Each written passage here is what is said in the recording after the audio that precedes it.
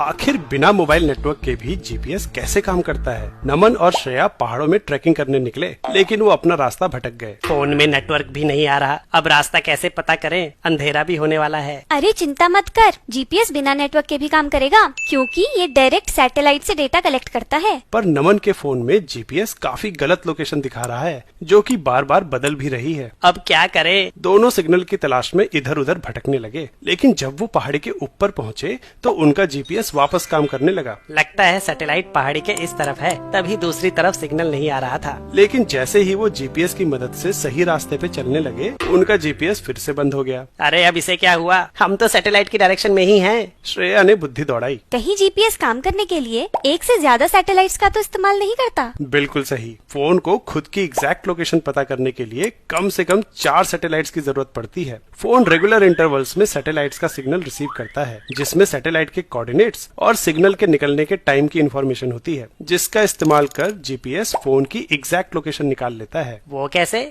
Signal एक electromagnetic wave होती है, जो कि लाइट की स्पीड से ट्रेवल करती है। तो अगर हमें सिग्नल के सैटेलाइट से निकलने का टाइम पता है, तो हम उसे फोन के टाइम से माइनस करके जितना टाइम सिग्नल को आने में लगा वो निकाल सकते हैं। इस टाइम को लाइट की स्पीड से मल्टीप्लाई करके सैटेलाइट की फोन से दूरी पता चल जाएगी। लेकिन सिर्फ एक सैटेलाइट के डिस्टेंस से सही लोकेशन पता नहीं कर सकते, क्योंकि फोन इस डिस्टेंस के स्फीयर पे कहीं भी हो सकता है। तब तो सिर्फ एक और सैटेलाइट की ही जरूरत पड़नी चाहिए, और जहाँ दोनों सैटेलाइट्स के स्फेयर्स मिलते हैं वहाँ से हमारी लोकेशन पता चल जाएगी। लेकिन जरूरी नहीं कि स्फेयर्स एक ही पॉइंट पे मिले, वो 2 पॉइंट्स पे भी मिल सकते हैं, और हमारी लोकेशन इन दोनों में से कोई भी हो सकती है। इसलिए तीसरी सैटेलाइट भी जरूरी होती है, जिससे हमारी लोकेशन का एकदम सही अंदाजा लगाया जा सकता है। अब हमें तीनों सैटेलाइट्स के कोऑर्डिनेट्स अर्थ के सेंटर के रिस्पेक्ट में पता है, पर तुम्हारे नहीं। लेकिन तीनों सैटेलाइट से तुम्हारे डिस्टेंस पता होने की वजह से डिस्टेंस की 3 इक्वेशंस बनती हैं, और इन 3 इक्वेशंस को सॉल्व कर तुम्हारा फोन तीनों कोऑर्डिनेट्स पता कर लेता है। अच्छा,